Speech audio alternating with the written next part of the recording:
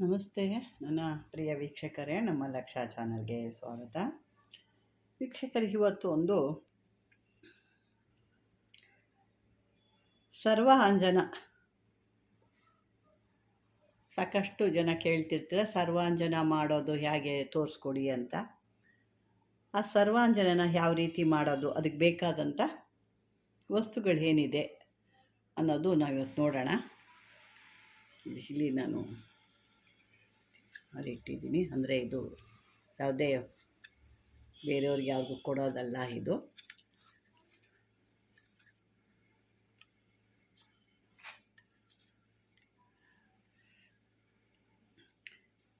ವೀಕ್ಷಕರಿಗೆ ಇದು ಬೇಕಾಗುವಂಥದ್ದು ಈ ಹುತ್ತದ ಮೇಲೆ ಹಾಕಿ ಬಂದಿರುತ್ತೆ ಈ ಅಂಕೋಲೆ ಗಿಡ. ಅಂಕೋಲೆ ಗಿಡ ಅಂದರೆ ಸಾಮಾನ್ಯಕ್ಕೆ ಎಲ್ಲರಿಗೂ ಗೊತ್ತಿರುತ್ತೆ ನೋಡಿ, ಈ ಮನೆ ಬಾಗಿಲುಗಳಿಗೆಲ್ಲ ಕಟ್ತಾರೆ. ಅದರಲ್ಲಿ 2 ಥರ ಬರುತ್ತೆ, ಒಂದು ಮುಳ್ಳು ಅಂಕೋಲೆ, ಒಂದು ಬಿಳಿ ಅಂಕೋಲೆ ಅಂತ ಬರುತ್ತೆ. ಇದರಲ್ಲಿ ನೀವು ಯಾವ ಅಂಕೋಲೆ ಆದರೂ ತೊಗೋಬೋದು, ಬಿಳಿ ಅಂಕೋಲೆ ತೊಗೋಬೋದು ಅಥವಾ ಮುಳ್ಳಿನ ಅಂಕೋಲೆ ಆದರೂ ತೊಗೋಬೋದು. ಇದನ್ನು ಯಾವುದಾದ್ರು ಒಂದು ಒಳ್ಳೆಯ ದಿವಸ, ಅಮಾವಾಸ್ಯೆಗಳಲ್ಲಿ, ಪುಷ್ಯ ನಕ್ಷತ್ರಗಳಲ್ಲಿ, ಗುರುಪುಷ್ಯ ಅಥವಾ ರವಿಪುಷ್ಯ, ಇಂಥ ಒಳ್ಳೆಯ ದಿನಗಳ ಶುಭ ನಕ್ಷತ್ರಗಳಲ್ಲಿ ಇದನ್ನು ತೊಗೋಬೇಕು.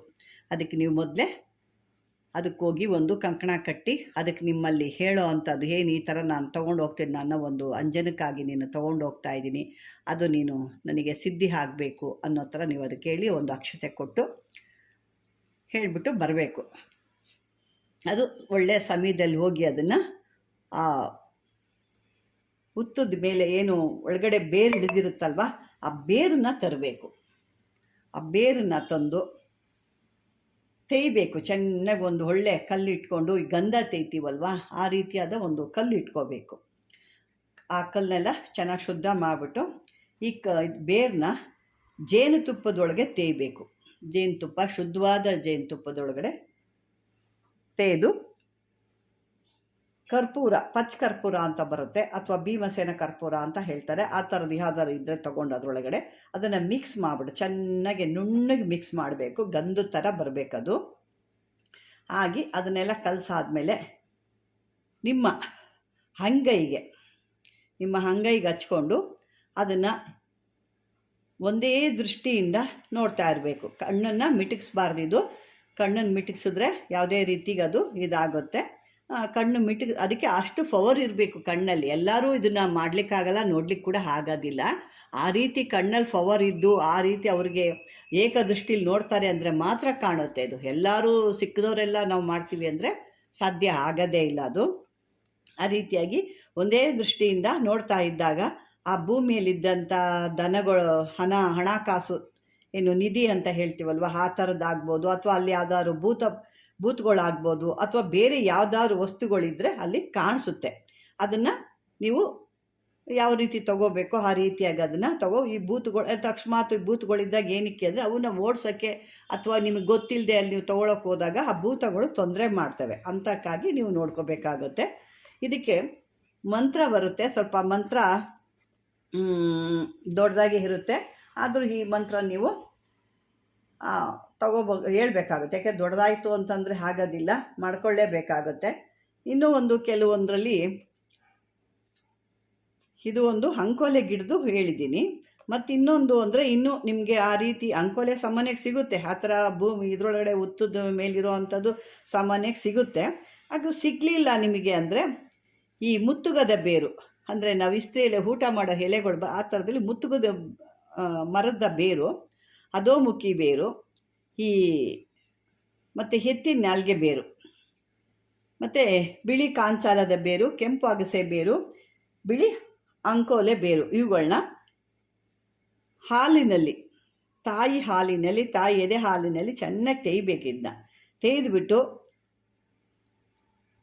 ಅದರಿಂದ ತೇಯ್ದಾಗ ಅದರಲ್ಲಿ ನೀರು ಒಂದು ರೀತಿ ಹರ್ಕೊಂಡು ಬರುತ್ತೆ. ಆ ಬಂದಾಗ ಅದನ್ನು ಸ್ವಲ್ಪ ತಗೊಂಡು ನಿಮ್ಮ ಅಂಗೈಗೆ ಹಚ್ಕೊಂಡು ನೋಡಿದಾಗ ಆವಾಗ ನಿಮಗೂ ಕೂಡ ಅದರೊಳಗೆ ಸಮಸ್ತವಾಗಿ ಏನಿದೆಯೋ ಅದೆಲ್ಲ ಭೂಮಿಯೊಳಗಿರೋ ಅಂಥದ್ದೆಲ್ಲ ಒಂದು ಚಿತ್ರಗಳು ರೀತಿ ನಿಮಗೆ ಕಾಣಿಸುತ್ತೆ. ಇದಕ್ಕೆಲ್ಲ ನೀವು ಒಂದು ಮಂತ್ರನ ನೀವು ಸಿದ್ಧಿ ಮಾಡ್ಕೋಬೇಕು. ಆ ಮಂತ್ರನ ಈಗ ನಾನು ಕೊಡ್ತೀನಿ, ನೋಡ್ಕೊಳ್ಳಿ ಯಾವ ರೀತಿ ಬರುತ್ತೆ. ಅಂದರೆ ದೊಡ್ಡದಾಗಿದೆ ಅಂತ ಹೇಳಕ್ಕೆ ಹೋಗ್ಬಿಡಿ. ದೊಡ್ಡದಾಗಿದೆ ಅಂತಂದರೆ ಕಷ್ಟ ಆಗುತ್ತೆ. ಇಲ್ಲ ಅಂದರೆ ನಿಮಗೆ ಚಿಕ್ಕದಂದ್ರೆ ಇನ್ನೂ ಒಂದು ಚಿಕ್ಕದಾಗಿರುತ್ತೆ, ಅದನ್ನು ಕೂಡ ಹೇಳ್ಕೊಬೋದು. ಈ ಚಿಕ್ಕದಾಗಿರೋದೇ ನಿಮಗೆ ಕೊಡ್ತೀನಿ ನೋಡಿ. ಏಕೆಂದರೆ ಕೆಲವು ಸಂಸ್ಕೃತದಲ್ಲಿರ್ತವೆ, ಆ ಸಂಸ್ಕೃತ ನಿಮಗೆ ತಿರುಗ್ಸೋಕ್ಕೆ ಕಷ್ಟ ಆಗುತ್ತೆ. ಮಂತ್ರ ಹೀಗಿರುತ್ತೆ ಇದು: ಓಂ ವೀರ ಹನುಮಂತಾಯ ಅಂಜನಾಸುತಾಯ ಮಹಾಬಲಶಾಲಿನೇ ಭೂತಪ್ರೇತಾದಿ ವಿದ್ರವಾಯ ಕಂಡಾಯ ಓಂ ಫಟ್ ಸ್ವಾಹ. ಇದು ಈ ಮಂತ್ರ. ಈ ಮಂತ್ರನ 108 ಸಾರಿ ಜಪ ಮಾಡಿವಿ, ಸಿದ್ಧಿ ಮಾಡಿಟ್ಕೋಬೇಕು. ಇದು ಈ ಮಂತ್ರ 2 ಥರಕ್ಕೂ ಬರುತ್ತೆ. ಒಂದು ಭೂಮಿಲಿ ನೋಡೋವಂಥ ನಿಧಿ ದರ್ಶನಕ್ಕೆ ಅಥವಾ ನಿಧಿಗೋ ಅಥವಾ ಬೇರೆದು ಏನೇ ಇದ್ದರೂ ಭೂಮಿಯೊಳಗಿರೋ ಅಂಥದ್ದು ಏನೇ ಇದ್ದರೂ ಕಾಣೋ ಅಂಥದ್ದು ಒಂದು. ಇನ್ನೊಂದು ಈ ಮಂತ್ರಕ್ಕೆ ಭೂತಾಂಜನ ಅಂತ ಬರುತ್ತೆ. ಆ ಭೂತಾಂಜನ ಕೂಡ ಇದೇ ಮಂತ್ರ ಬರುತ್ತೆ. ನೀವು 2 ಕೂಡ ನೀವು ಇದನ್ನು ಬಳಸ್ಕೋಬೋದು. ಅದು ಬೇಕು ಅಂತಂದ್ರೆ ನಾನು ಮುಂದಕ್ಕೆ ಅದಕ್ಕೆ ಏನೇನು ಬೇಕು ಅಂತ ಮುಂದಿನ ಒಂದು ವೀಡಿಯೋದಲ್ಲಿ ಬೇಕಾದ್ರೆ ನಾನು ಹೇಳ್ತೀನಿ ಅದನ್ನು. ಈಗ ನೀವು ಬೇಕಾದರೆ ಈ ಒಂದು ಹೇಳಿದಂಥ ಒಂದು ಹನುಮಂತನ ನಿಧಿ ಆ ಒಂದು ಮಂತ್ರ ಹೇಳ್ಕೊಂಡಾಗ ಅಲ್ಲಿರೋ ಅಂಥ ಭೂತ ಚೇಷ್ಟೆಗಳಿದ್ರೂ ಕೂಡ ಅವನು ಓಡಿಸ್ತಾನೆ. ಆ ರೀತಿಯಾದ ಒಂದು ಅದ್ಭುತವಾದ ಹನುಮಂತನ ಒಂದು ಮಂತ್ರ ಇದು. ಈ ರೀತಿ ಅಂಜನಗಳಿಗೆ 2 ಅಂಜನಕ್ಕೂ ಬರುತ್ತೆ ಇದು ಒಂದು ಜ್ಞಾಪನ ಇಟ್ಕೊಳ್ಳಿ. ಮಂತ್ರನ ಸಿದ್ಧಿ ಮಾಡಿಟ್ಕೊಳ್ಳಿ. ಸಾಕಷ್ಟು ಮಂತ್ರಗಳಿದ್ದಾವೆ. ಯಾಕೆಂದರೆ ನಿಮಗೆ ಈಸಿಯಾಗಿರೋದು, ಭಾಳ ಸುಲಭವಾಗಿರೋದು ನಾನು ಕೊಡ್ತಾಯಿದ್ದೀನಿ. ಭಾಳ ಅಂದರೆ ದೊಡ್ಡದಾಗಿದ್ರೆ ಬಾಯಿ ತಿರುಗಿಸ್ಬೇಕದು. ಅದೆಲ್ಲ ಅಂದರೆ ಸಂಸ್ಕೃತದಲ್ಲಿ ಇರೋದರಿಂದ ಅದನ್ನು ತಿರುಗಿಸೋದು ಕಷ್ಟ ನಿಮಗೆ.